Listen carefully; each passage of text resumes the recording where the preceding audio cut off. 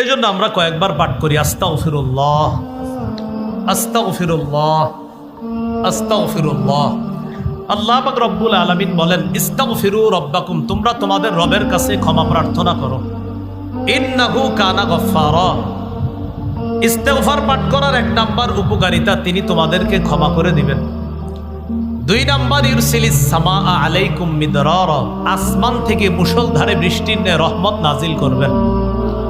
তিন নাম্বার, ওয়ায়ুমদিদকুম বিআমওয়াল, তোমাদেরকে সম্পদ দিয়ে সাহায্য করবেন।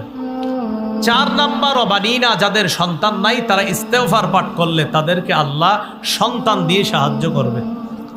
পাঁচ নাম্বার, ওয়াজআল লাকুম জান্নাত, যাদের ক্ষেত খামার দরকার, যাদের ফলের বাগান ফুলের বাগান দরকার, আল্লাহ তাদেরকে এই ফলমূলের বাগান দিয়ে সাহায্য করার ওয়াদা করছে। ছয় নাম্বার, ওয়াজআল লাকুম আনহারা, নদী নালা দিয়ে আল্লাহ সাহায্য করবেন।